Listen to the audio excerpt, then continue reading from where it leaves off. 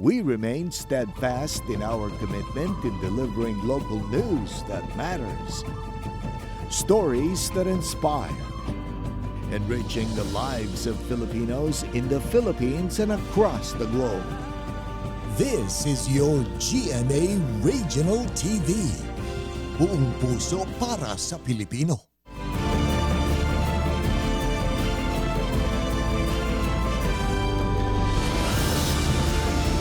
Ito ang GMA Regional TV 1 North Central Luzon.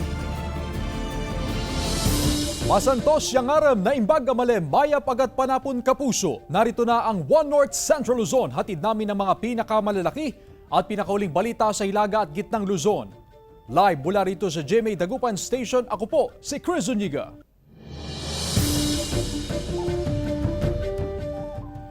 Naibalik na ang nawawalang antigong imahe ni Hesukristo sa Mangaldan, Pangasinan. Narito ang exclusive report ni Russell Simorio. September 19 nang mapaulat ang nawawalang imahe ni Hesukristo sa Barangay Gigilunan, Mangaldan, Pangasinan. Pagmamay-ari ng namayapang lolo ng pamilya Aquino ang nawawalang imahe ni Jesus. Makalipas ang ilang araw, naibalik ang 5 talampakang imahe ni Jesus. Tonto talaga, as in tonto. Nung tagalit ngayon, tontuwa na naman. Kasi nga, naibalik na si Cruz sa amin. Ang taga Bulacan na si Brian na isang antique collector ang nagbalik sa imahe ni Jesus. Unang quarter nitong taon nang mabili raw niya sa halagang 10,000 piso ang antigong imahe ni Hesukristo nang bumisita siya sa bayan. Para malinaw po yung issue. Tsaka po, kasi po yan eh. Sorry na, sige mo ako eh. Para ba matapos yung issue? With this elders of the Jews. Kaninang umaga, isang misa ng pasasalamat ang isinagawa sa barangay matapos maibalik ang antigong imahe ni Hesukristo. Naging sentro ng homily ng pari ang kahalagahan ng mga imahen sa pananampalataya. Some of them have proven to have some special, miraculous powers. That's true because they were used to help us become holier.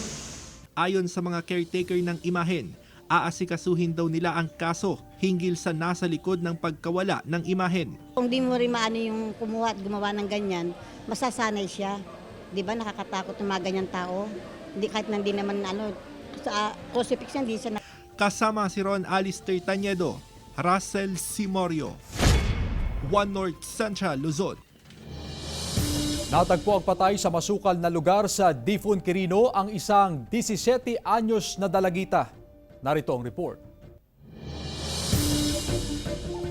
Isang bangkay ng babae ang natagpuan sa masukal na bahagi ng Barangay San Isidro sa Difun, Quirino. Kinilala ng otoridad ang biktima na si Lian Ancheta, 17 anyos, senior high school student at residente ng Barangay Aurora West ng nasabing bayan. Nagpaalam daw ang biktima na may pupuntahan pero hindi na siya nakauwi. Sa paunang investigasyon ng otoridad, namatay sa sakal ang biktima matapos makitaan ng bakas ng tali sa leeg, kamay at paa. Inaalam pa kung ginahasa ang biktima. Hustisyang panawagan ng kaanak ng biktima.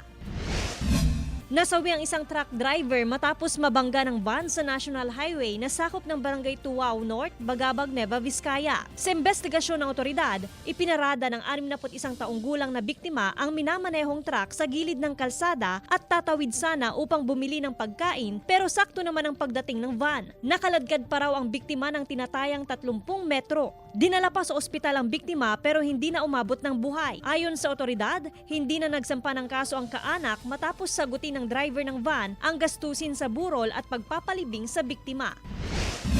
Nagtamo ng sugat sa ulo ang 11 anyos na bata matapos madula sa isang falls sa Vintar, Ilocos Norte. Ayon sa magulang, nagpunta sa falls ang biktima kasama ang iba pang kaanak upang mag-picnic. Umakyat daw sa itaas ng falls pero aksidenteng nadulas at mahulog. Tumamang ulo ng biktima sa bato kaya dinala agad sa ospital. Bagamat bumubuti na raw ang lagay, patuloy pa rin siyang inoobserbahan sa ospital matapos makitaan ng kaunting blood clot sa ulo. Joan Punsoy, One North Central Luzon.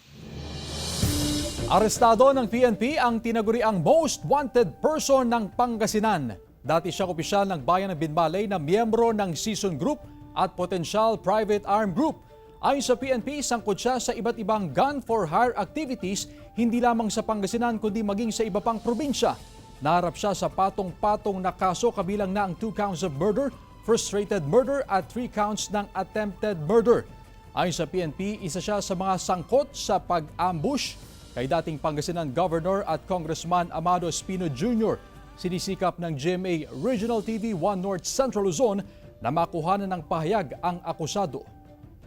During our tactical interrogation, he is considered as one of the co-financer doon sa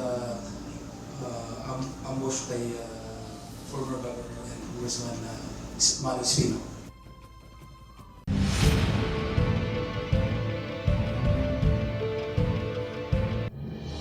Dalawang kandidato sa Dagupan City inisyuhan ng show cause order dahil sa reklamong premature campaigning. May ulat si Jasmine Gabriel Galban. Dumating ang show cause order ng dalawang kandidato sa Barangay at Sangguniang Kabataan election sa Dagupan City. Nanggaling sa COMELEC Central Office ang show cause order matapos ireklamo ang dalawang kandidato sa premature campaigning. Agad din itong ipinasakamay sa dalawang kandidato. Ipapareceive namin doon sa kandidato na inireklamo para mabigyan naman sila ng pagkakataon na i-explain kung bakit hindi sila mapapailan ng election offense or disqualification. Ayon sa COMELEC, madaragdagan pa ang mga darating na show cause order, lalo pat patuloy pa rin nakatatanggap ng reklamo ang COMELEC kaugnay sa premature campaigning. Nagsagawa ng Provincial Joint Security Control Center Command Conference ang COMELEC at Pangasinan Police Provincial Office kasamang iba pang ahensya ng gobyerno. Ayon sa pulisya, 3 bayan sa Pangasinan ang binabantayan dahil sa intense political rivalry. The reason why they are included sa ating binabantayan is because of history of violence for the past 2018 election, and another one is because of intense political rivalry. Kaya natin sila nilagay sa ating yellow or whatever category kasi for the purpose of monitoring talaga.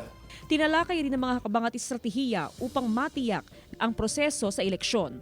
Collaborating and coordinating on issues with respect to peace and order dito sa ating lalawigan. So, if later on, meron pang mga ibang situation na the same, then we will take the necessary action. Jasmine Gabriel Galban, 1 North Central Luzon. Perwisyo naman sa ilang residente sa Calasiao, Pangasinan ang naninilaw na supply ng tubig. Tutukan sa ulat ni Claire Lacanilaw. Makikita sa video ang naninilaw na tubig na lumalabas mula sa gripo sa Barangay San Vicente, Calasiao, Pangasinan. Ayon sa ilang residente, madalas na kulay dilaw ang tubig na lumalabas sa gripo. Perwisyo raw ito sa kanila dahil hindi nila magamit ang tubig sa paglalaba. Kailangan linisan naman nila yung conservation nila para yung mga taong gumagamit hindi naman aangal dahil ganyan magbabayad ka at saka hindi mo magagamit yung tubig, hindi perwisyo. Ayusin sana yung ng tubig para hindi maabala. Oo. Lalo na pag umaga, pasukan. Di walang yung mga bata nagmamadali. Abala masyado. Ayon sa pamunuan ng Water for Calasiao, posible raw na epekto ito ng paglakas ng water pressure sa ilang linya ng tubig. Agad daw naaaksyonan ng problema. Tiniyak ng tanggapan na regular ang pagsasagawa ng flushing sa mga linya ng tubig sa bayan. Lumakas po ang water pressure nagmula nung natapos yung pipeline namin dito sa may Mangkok. Natapos na rin yung rehabilitation ng aming Bunlag 1 pumping station. Lumakas po ang water pressure, nagkaroon ng turbulence at nabulabog yung tubig ng yung mga buhangin na na-stuck sa mga water distribution line. Kasama si Henry Duminsil, Claire Lacanilaw, 1 North Central Luzon. Sa ibang balita, hinahangaan naman ang isang estudyante sa Cagayan State University sa bayan ng Apari dahil pinagsasabay niya ang kanyang pag-aaral at paghahanap buhay para may pambaon sa eskwela. Siya si Brian Kim Gonzalez de Leon, 23 anyos at third-year student sa kursong Industrial Technology. Pagpasok ni Brian sa kanilang campus, bitbit niya ang mga panindang popcorn. Naglalako siya tuwing walang klase. Marami naman ang bumibili kay Brian. Bilib daw ang kanyang mga klase sa sipag ni Brian at hindi nahihiya sa kanyang pagtitinda ng popcorn. Payo niya sa mga kapwa-estudyante, walang dapat ikahiya kung nagsusumikap sa buhay.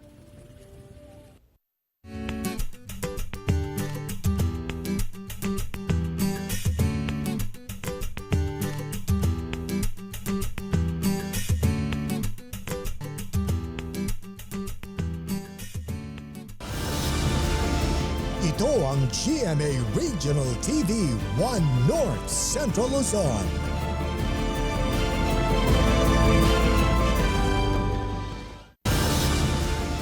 Ito ang GMA Regional TV 1 North Central Luzon. 14 na establisimento sa Pangasinan inisyuhan ng DTI ng Notice of Violation dahil sa paglabag sa trade and industry law. Yan ang tinutukan live ni Joan Punsoy. Joan? Chris, hindi lamang SRP nga ng prime and basic commodities ang chine-check ng Department of Trade and Industry. Kabilang din sa kanilang minomonitor itong ang kalidad at presyo ng mga construction at electrical supplies. Sakop din nila ang batas sa pagbebenta ng vape. Inisyuhan ng Department of Trade and Industry Pangasinan ng Notice of Violation ang 14 na establishmento sa probinsya dahil sa paglabag sa Trade and Industry Law. Kabilang dito ang 9 na establishmento ng construction and electrical supply na nabistong walang quality check stickers ang ilang mga produkto. Diba pag maghahanap tayo ng mga ICC mark kung imported at kung locally manufactured naman yung quality check mark po natin. Importante raw na sumunod dito ang mga negosyante. Para nang sa ganon, ma-control natin yung quality ng mga product na ibinibenta natin. Lalo na sa mga gamit pang bahay, pang construction, mahirap. Lalo na yung mga electrical wire, mga ganon. Para nang sa ganon, hindi magkaroon ng sunog. Ganon ka-importante ang ICC. 5 vape stores naman sa probinsya ang lumabag sa vape law. Ito yung mga nagtitinda ng vape na lumalabag doon sa batas naman. Halimbawa yung walang nakapaskil sa kanila na hindi pwede ang minor o kaya yung location ng kanilang negosyo ay masyadong malapit sa schools. Inimbitahan ng mga negosyanteng nabigyan ng notice of violation para magpaliwanag. Karamihan naman sa mga negosyante na naisyuhan ng notice of violation ay nagtungo na sa tanggapan ng DTI at nagpaliwanag. Kung hindi raw kasi sila tatalima, posibleng patawan sila ng multa at ang mas malala ay may pasara itong kanilang negosyo. Muli ring babalik ang DTI o itong monitoring team sa mga establishmento na naisyuhan ng notice of violation para matiyak na tumalima sila. Asahan din umano ang mas madalas na surprise inspection. Chris? Maraming salamat, Joan Punsoy.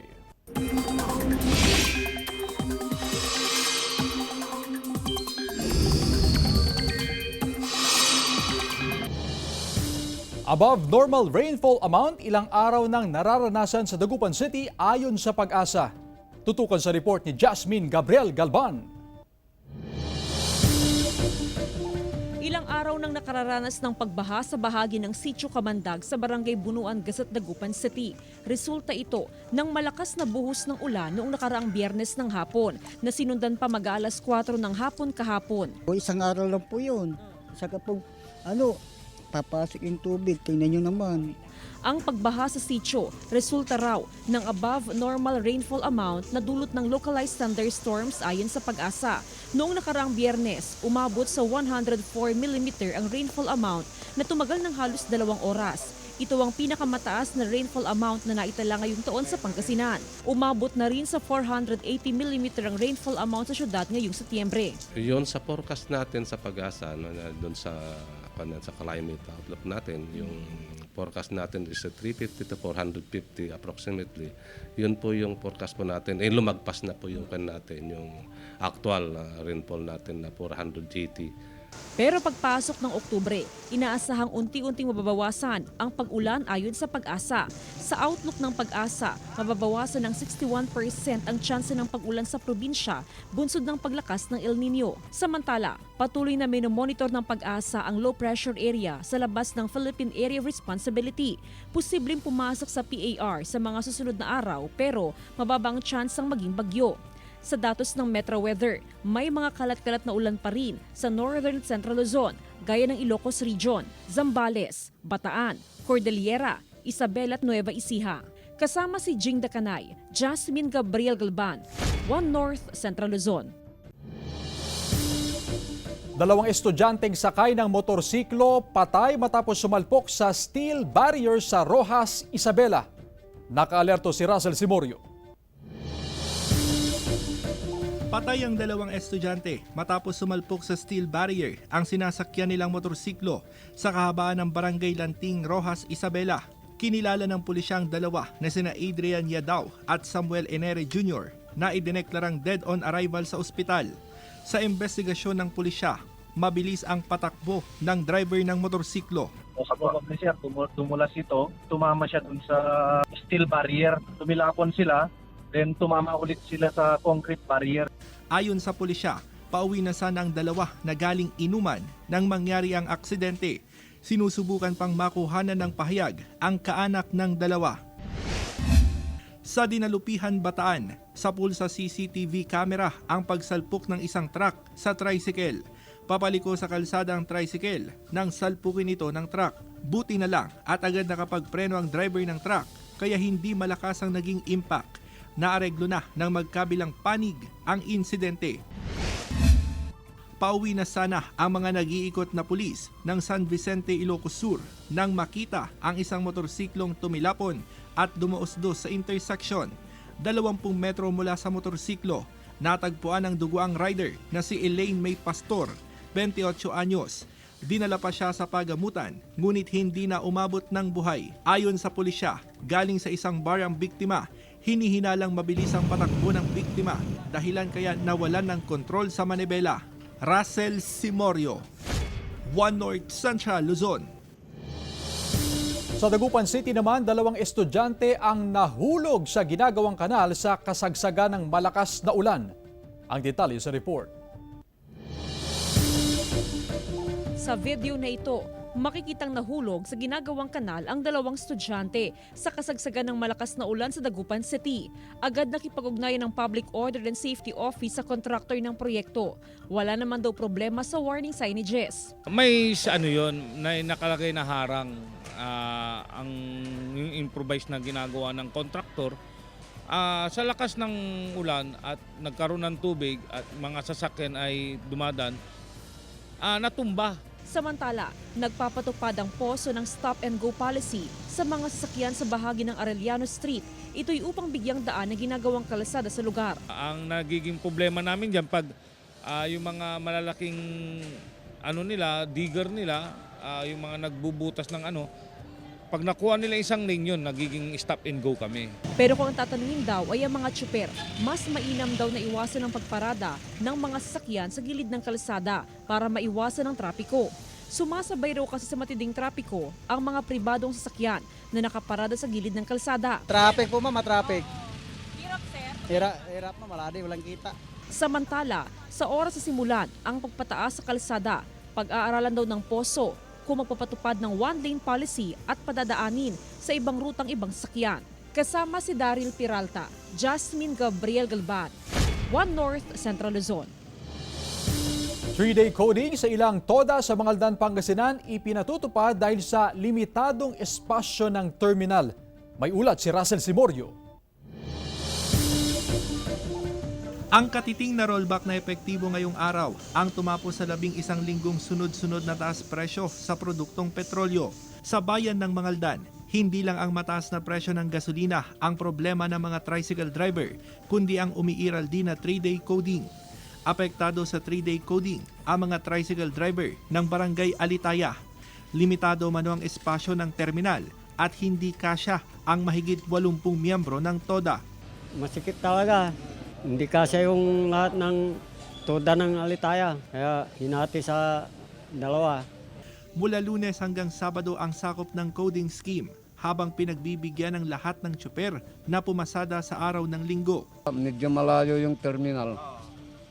Mahirapan kami. Dati na itong paradahan namin. Ayon sa Public Order and Safety Office, sa ngayon wala pa raw plano na ilipat ang terminal.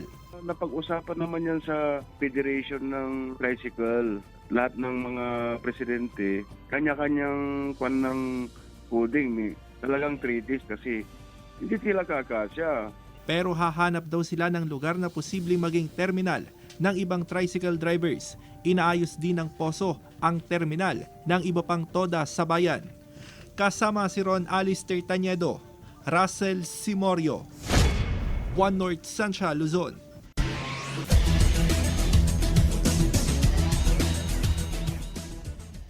Bumida si J.M. Bravo sa panalo ng Lyceum of the Philippines University kontra sa De La Salle College of St. Benilde 85-81 sa NCAA Season 99. Kumamada si Bravo ng 18 points at 8 rebounds. Lamang ang Blazers sa pagtatapos ng first half 45-37 pero nagtala ang Pirates ng 25-12 run sa third quarter upang umabante sa laro. Nagawa pang dumikit ng Benilde sa fourth quarter sa score na 83-81 pero nagawa pa ring iselyo ng LPU ang laro matapos makumpleto ni Sean Umali ang kanyang free throws mula sa foul ni Migs Oxon. Bukod kay Bravo, nagtala rin si Enoch Valdez ng 16 points at 14 markers naman si Umali. Samantala, dinominahan ng San Beda Red Lions ang Arellano Chiefs sa score na 85-61 sa pagpapatuloy ng NCAA Season 99. Maagang umarangkada sa laro ang San Beda at tinapos ang halftime sa score na 57-26. Hindi na nagawang makahabol ang Arellano Chiefs hanggang sa matapos ang laro at may poste ang 24 points na kalamangan. Namayagpag si Jacob Cortez na tumapos ng 16 points, 3 rebounds at 15 assists.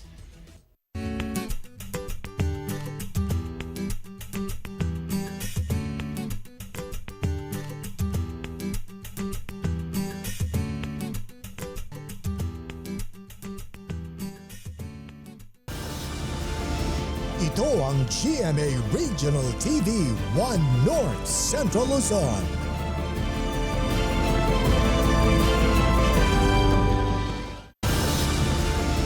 Ito ang GMA Regional TV 1 North Central Luzon.